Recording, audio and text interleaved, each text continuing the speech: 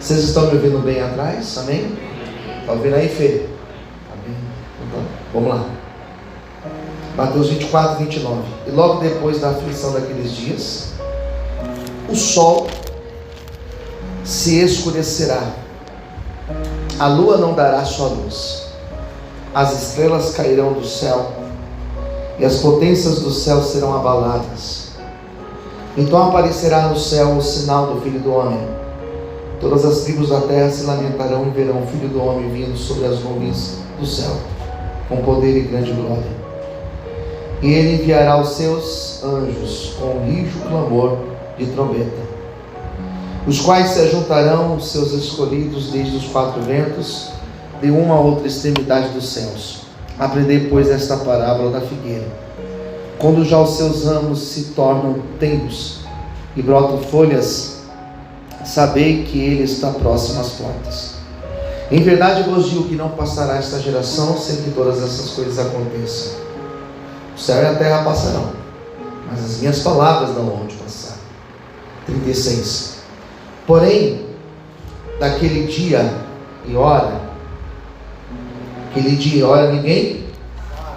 ninguém sabe, nem os anjos do céu, nem o Filho, mas unicamente meu Pai. Como foi nos dias de Noé, assim será também a vinda do Filho do Homem. Porquanto assim como nos dias anteriores ao dilúvio, comiam, bebiam, casavam, davam-se em casamento, até o dia que Noé entrou na arca, e não perceberam até que veio o dilúvio, e os levou a todos, assim será também a vinda do Filho do Homem. Então, estando dois no campo, será levado um e deixado outro. Estando duas moendo no moinho, será levada uma e deixada outra. Vigiai, pois, porque não sabeis a hora em que há de vir o nosso Senhor. Mas considerai isto: se o pai de família soubesse a que vigília da noite havia de vir o ladrão, vigiaria e não deixaria que fosse arrombada a sua casa. Por isso, estáis, pois, apercebidos também, porque o Filho do Homem há de vir a hora em que não penseis. Todos digam amém? Amém. Vamos orar? Fala conosco, Senhor, nesta noite. Esta é a hora da palavra ser ministrada. Esta é a hora que nós precisamos receber de Ti uma porção especial, Pai. Fale conosco e nos dê um perfeito entendimento da palavra de hoje. Em nome de Jesus. Amém. Aplauda Jesus, bem forte. Glória a Deus. Trabalhamos nesses 3 dias. Hoje é o terceiro domingo, terceiro e último. A minha proposta aqui não era trazer um estudo aprofundado para vocês. O tempo não daria. Então a minha proposta era trazer conhecimento panorâmico sobre este assunto. O que é o conhecimento panorâmico? Aquela volta assim de drone por cima, de helicóptero por cima, para ter uma base, para quando você ouvir algo, assistir um vídeo, alguma coisa, você possa, já ouvi isso me soa familiar. Então não é um estudo aprofundado. Você que participou desses 3 encontros, você que vai assistir as 3 pregações, né, dos 3 domingos, você não vai ser um expert neste assunto, mas você vai ter um conhecimento básico, conhecimento suficiente para você evangelizar alguém. Posso ouvir amém, queridos? Amém. Evangelizar alguém. Conhecimento suficiente para você não ouvir qualquer coisa aí e ser levado. E conhecimento suficiente para você, principalmente, ter temor das coisas de Deus. Então, eu dividi esse quadro panorâmico aqui, esse quadro bem ilustrativo, eu dividi ele em 11 etapas. São 11 passos aqui. São 11 tópicos que nós vamos abordar. Já falei de vários deles, faltam poucos agora para terminar.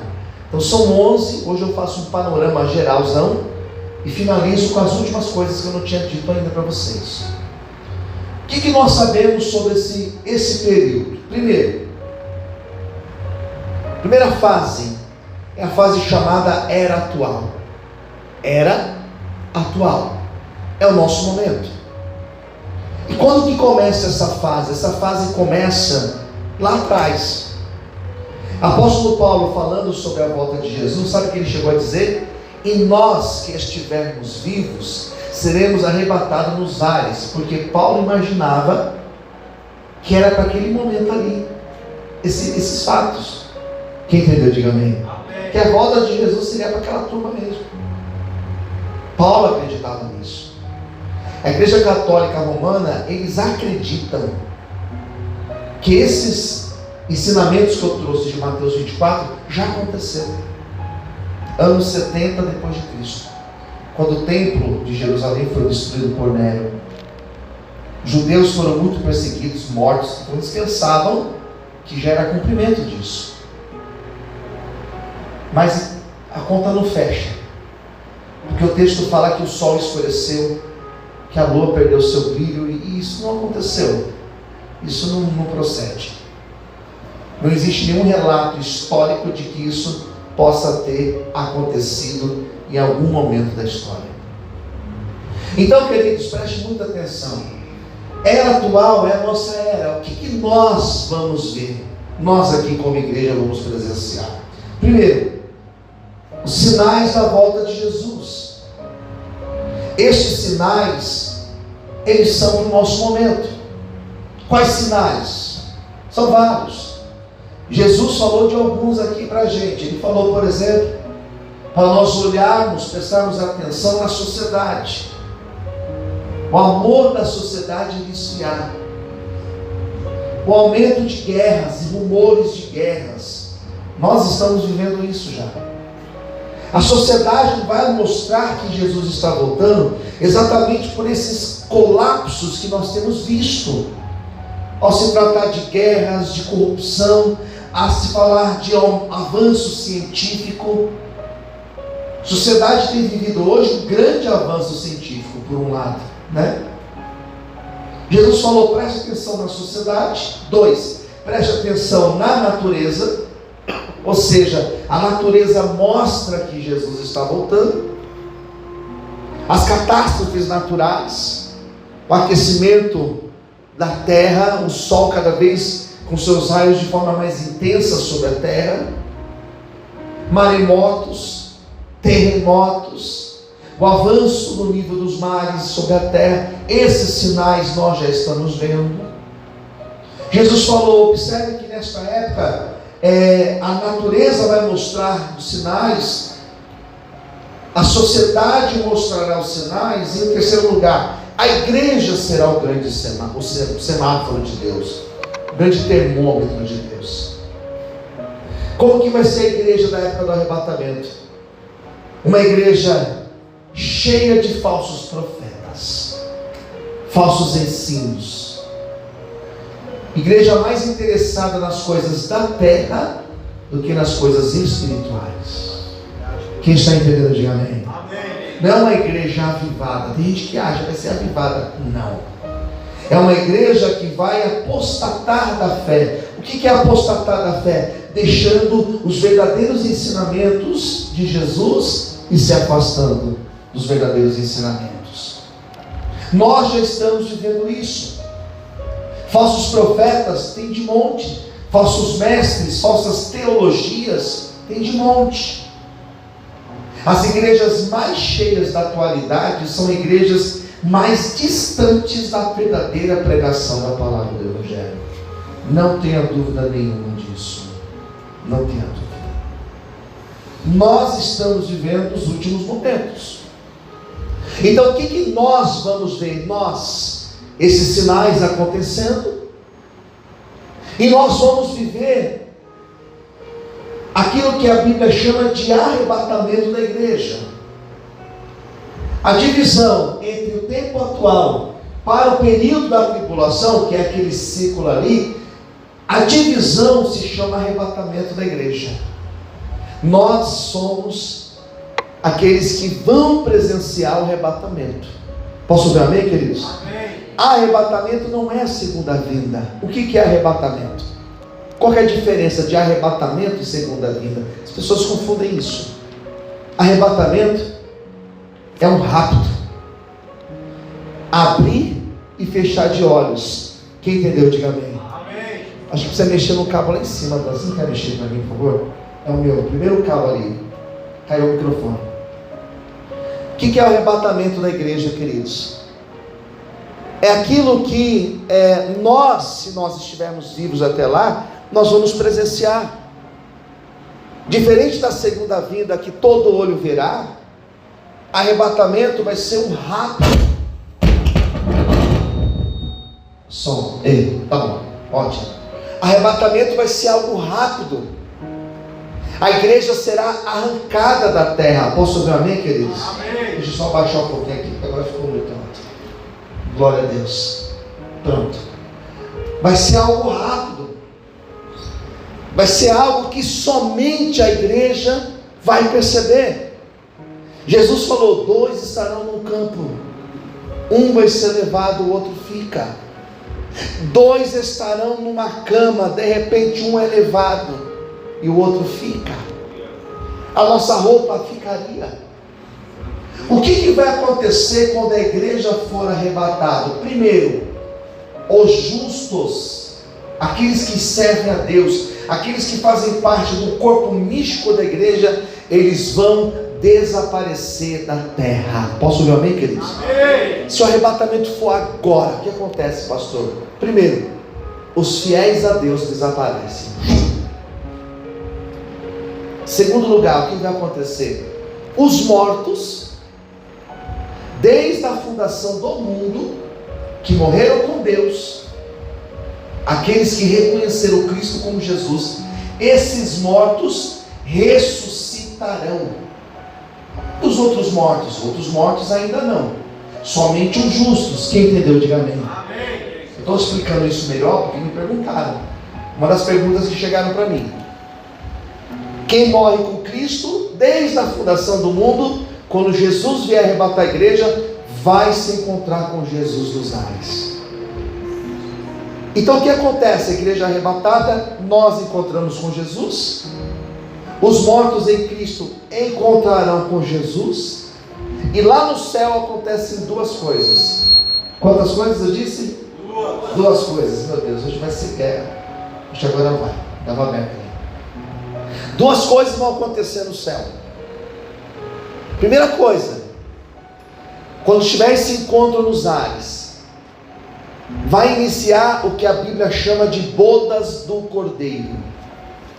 Nós, igreja, aqueles que forem arrebatados com Cristo, aqueles que foram ressuscitados, essa é a primeira ressurreição. Esses nós sentaremos na mesa e nós vamos ceiar com Jesus. Glória a Deus!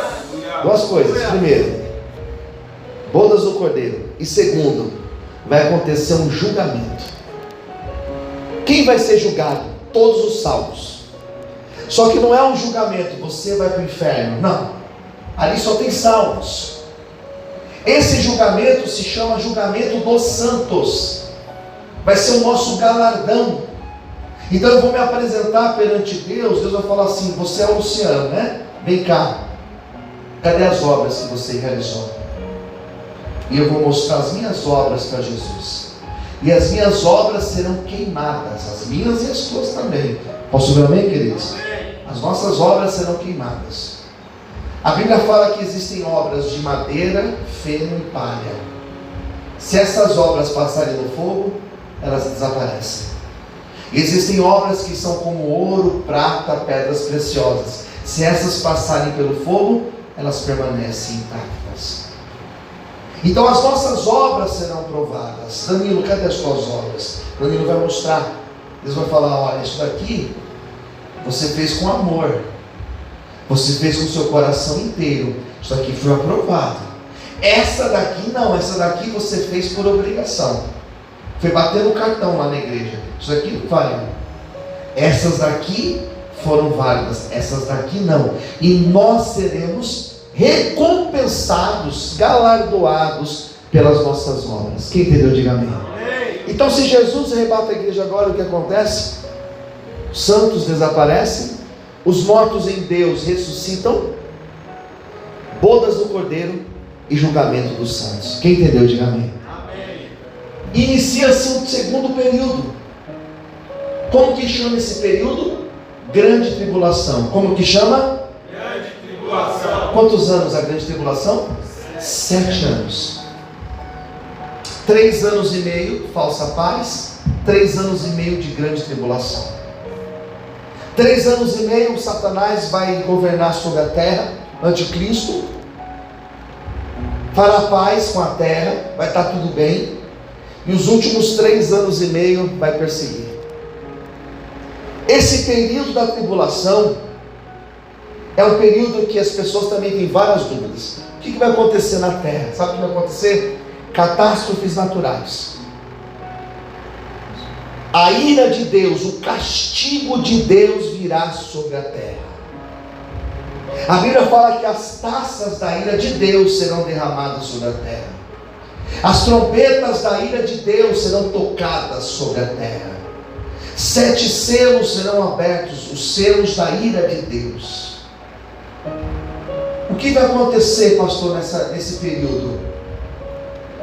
Vai ter salvação? Sim. Pessoas vão morrer? Sim. Marca da besta, sinal da besta. Aqueles que não aceitarem o sinal da besta serão perseguidos, e muitos serão mortos. Quem entendeu, diga amém. João viu as almas desses mortos degolados. Eles são chamados de mártires. Esses foram salvos. João viu uma multidão como a areia da praia, que foram salvos no período da tribulação. A Bíblia fala de tragédias naturais. A Bíblia fala de chuva de saraivas, pedras gigantescas de 25 quilos cairão sobre a terra. A Bíblia fala de doenças, a Bíblia fala de água sendo transformada em sangue. São várias tragédias naturais que acontecerão nesse período. Judeus, muitos judeus vão reconhecer que Jesus Cristo é o Senhor. João fala de um número de 144 mil. Me perguntaram sobre isso também. Quem são esses 144 mil? São judeus que vão se converter nesse período. É um número simbólico, porque são 12 mil de cada tribo, e as tribos não existem mais. Se você for para Israel, lá não tem a tribo de Judá, lá não tem a tribo de Naftali, a tribo de Benjamim. Essas tribos não existem mais. É um número simbólico. 12 mil de cada tribo dá 144 mil. Muitos judeus vão se converter. Muitos crentes que estão mais ou menos vão se converter nesse período e serão perseguidos pela besta e pelo falso profeta. Quem entendeu, diga amém. Amém. São 7 anos. Então esses 7 anos têm essa característica: sofrimento e perseguição dos santos. Se você encontrar, ou melhor, se você ler lá em Daniel capítulo 7, se você ler em Apocalipse 11, você vai ver como os santos serão perseguidos nesse momento. A igreja já estará nos céus, na presença de Cristo. Posso ouvir amém, queridos? Amém. Nós não estaremos aqui, nós já estaremos com Cristo para a glória de Deus. Você pode aplaudir Jesus bem forte? Mais forte as palmas, aleluia. 7 anos. 7 anos, vão passar rápido ou vão passar devagar? Bem rápido. 7 anos que, se não forem abreviados, ninguém sobrevive. Serão 7 anos de dor, de sofrimento, de perseguição, aqueles que tentarem ficar na presença de Jesus Cristo.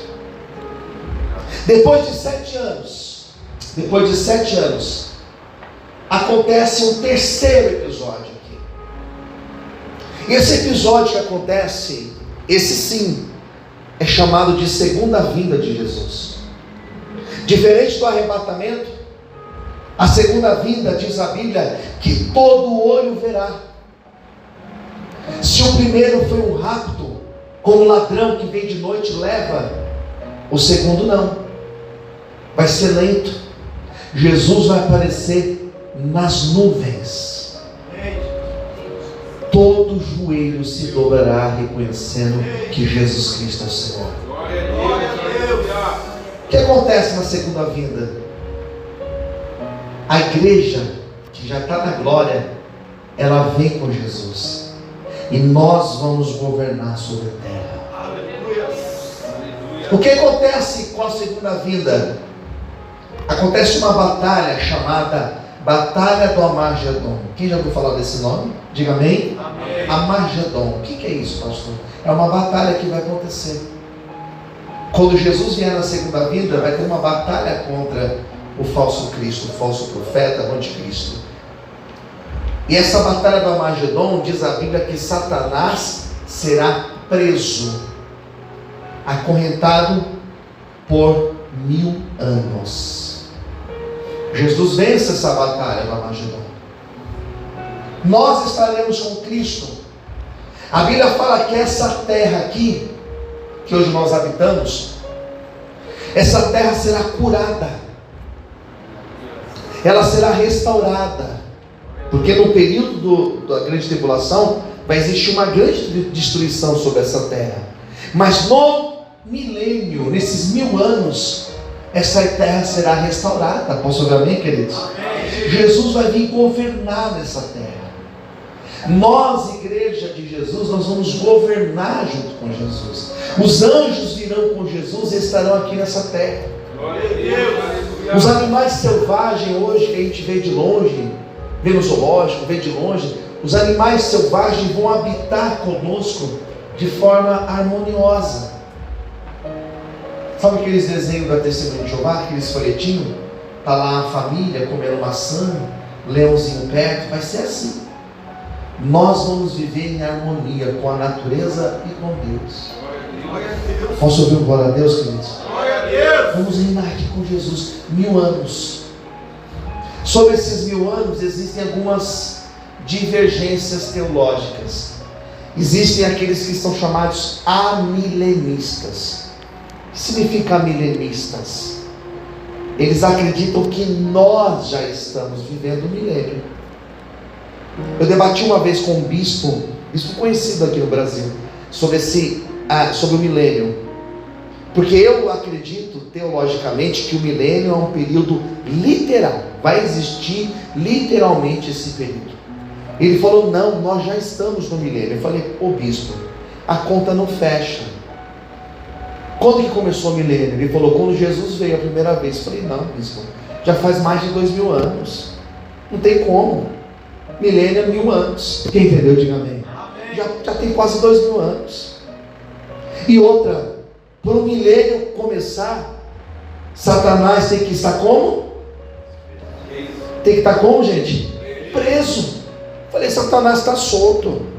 Olha aí a bala perdida, olha aí gente matando a outra, Satanás está solto. Não tem como dizer que nós já estamos no milênio. Nós não estamos ainda vivendo o milênio. O milênio vai acontecer, mas é somente depois da grande tribulação. Quem está entendendo, diga amém. Amém. Então esse período são 1000 anos. E a outra pergunta que me fazem é, pastor, mas é literal esses 1000 anos? Ou é um número fictício? Sabe quando você espera alguém, você fala assim, estou te esperando aqui, faz 1000 anos que eu estou te esperando. Não é 1000 anos, né? Minutos, você está lá esperando há bastante tempo. Não é 1000 anos. Eu acredito que quando a Bíblia fala de 1000 anos, ela fala de forma literal, serão 1000 anos. Quem entendeu, diga amém. Amém. Vai passar rápido ou devagar? Não sei. Mas 1000 anos. 1000 anos. O capítulo que fala sobre o milênio, ele cita pelo menos 5 vezes. 5 ou 4 vezes. 1000 anos. 1000 anos. Ou seja, serão 1000 anos esse período. Eu sou milenista. Eu acredito que o milênio vai existir e de forma literal. Então nesse período Jesus reina sobre a terra. Vai existir uma paz sobre a terra. Vai existir uma harmonia sobre a terra. Satanás estará preso. Já aconteceu a batalha do Armagedon, então ele está preso.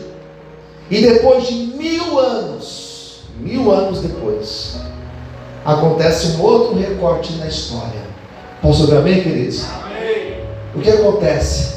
Acontece uma segunda guerra. E essa segunda guerra não se chama Armagedon.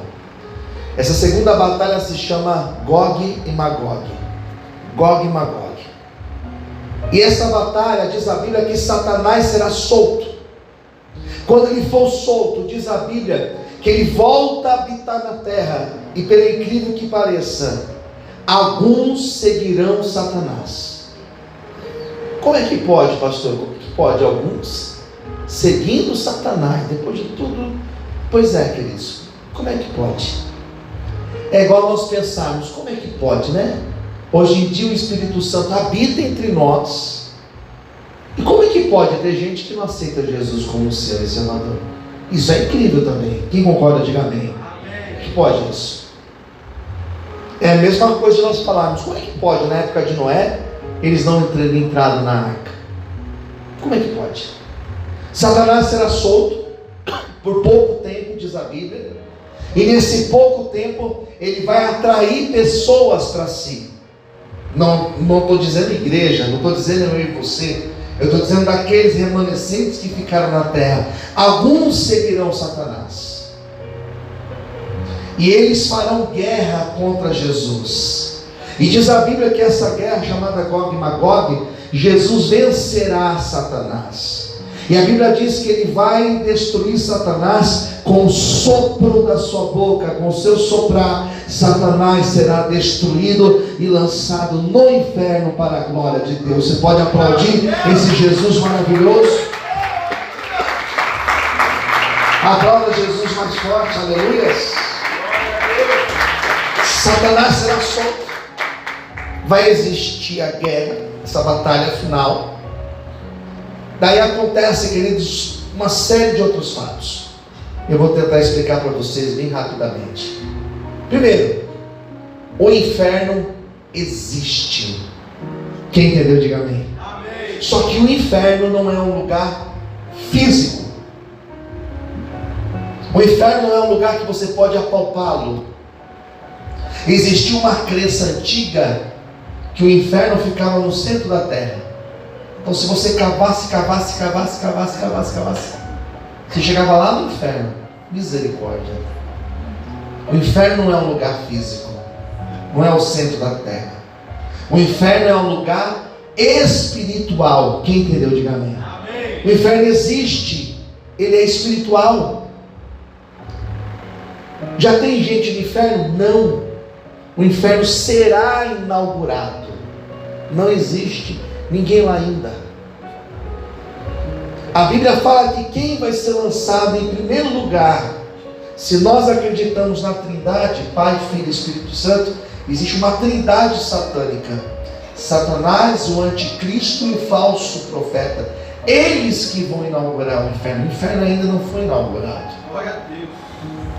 Quando Jesus vier para essa batalha final, quando Satanás vier para essa batalha final, vai ser derrotado e vai ser lançado no inferno.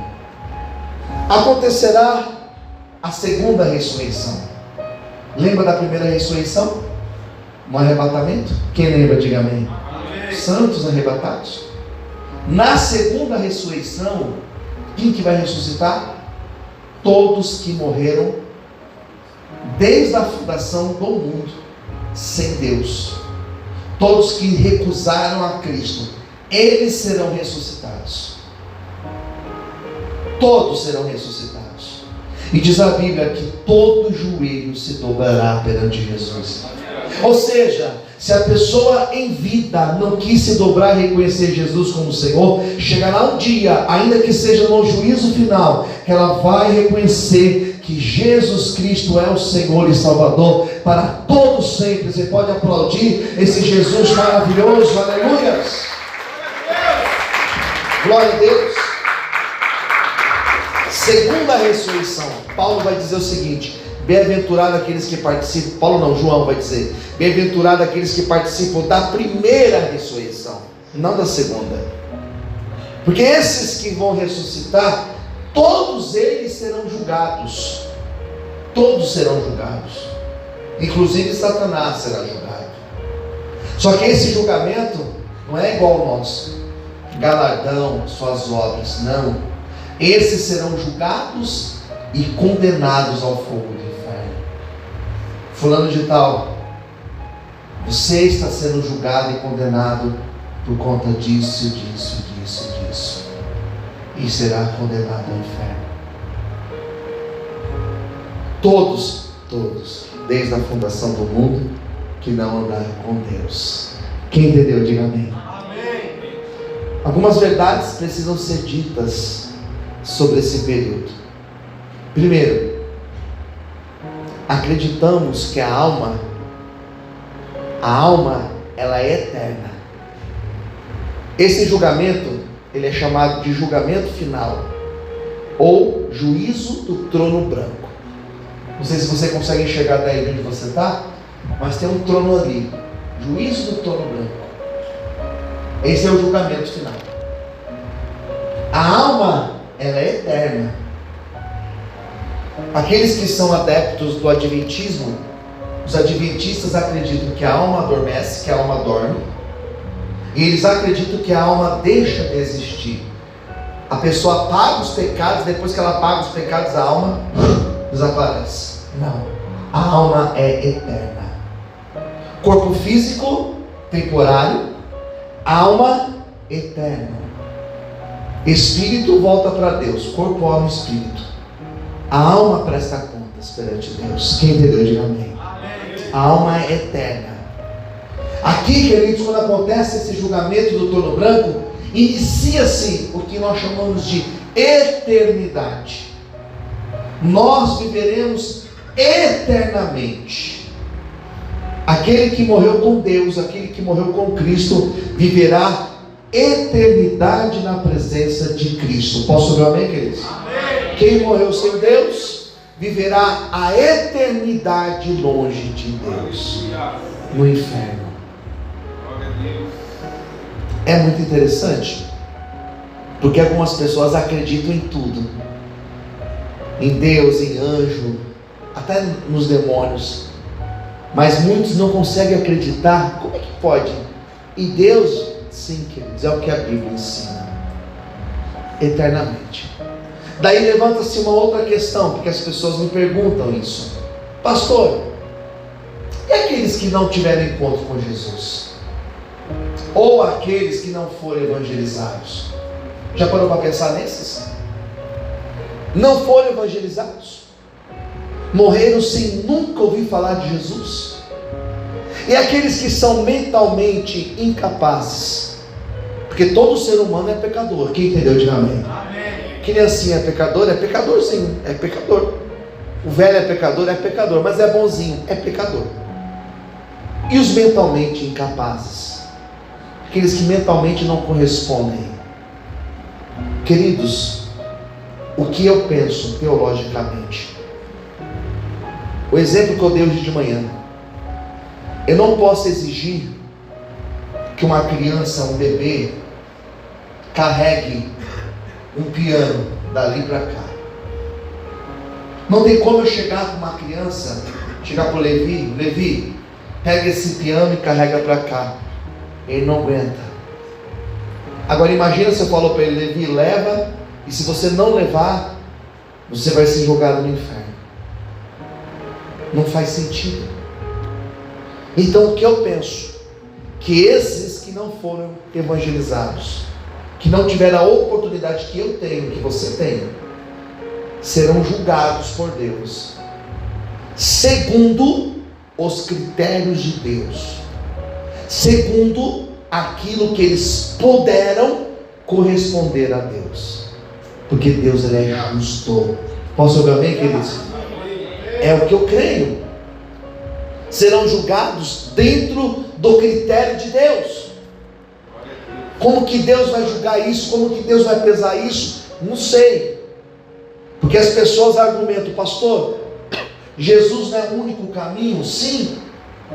Se Jesus é o único caminho, se Jesus é a porta da salvação, Ele é o caminho e Ele é a porta da salvação, então não faz sentido eu achar que todo mundo vai ser salvo. Não, porque Jesus é a salvação. Se a pessoa recusa Jesus, ela recusa a salvação. E aqueles que nunca ouviram falar de Jesus, Deus tem os critérios de justiça dele. para aplicar sobre essas pessoas.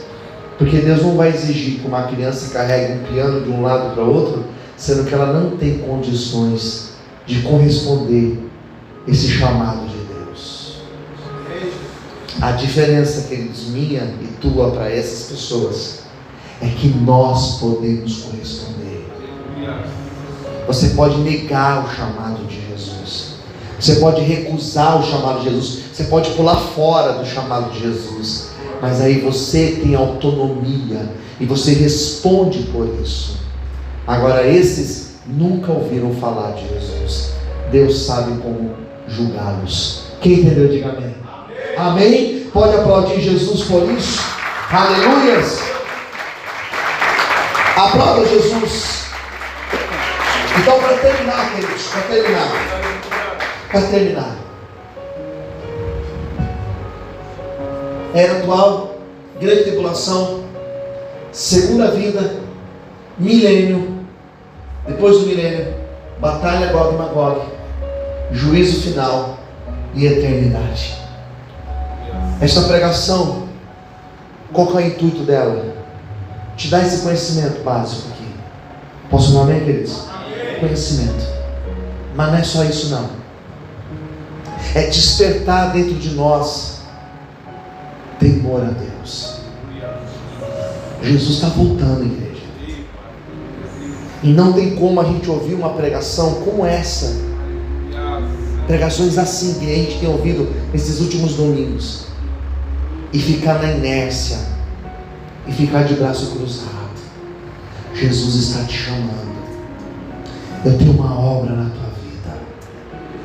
Eu quero usar a tua vida para alcançar outras pessoas. Posso ver amém, queridos? Jesus está voltando. Falta mais nada para a igreja ser arrebatada. E a minha oração é que nós estejamos prontos para esse grande dia, para a honra e glória do nome do Senhor. Você pode aplaudir Jesus? Eu quero fazer uma oração agora. Eu convido você a ficar em pé nesse momento. Pedi para minha esposa vir aqui fazer essa oração por nós. Nós vamos preparar um louvor. Só que antes você vai fechar os seus olhos, ou em pé, ou de joelhos, do jeito que você sentir à vontade. E você vai orar dizendo: Senhor, eu estou aqui, Senhor, me ajude a estar na tua presença, em espírito e em verdade. Vamos orar em nome de Jesus. Senhor, meu Deus, meu Pai, Deus querido, Deus santo, Pai, Deus poderoso, Senhor. Pai querido, nós te agradecemos, Pai, por essa palavra, Senhor, por essa oportunidade, Deus querido, Pai amado.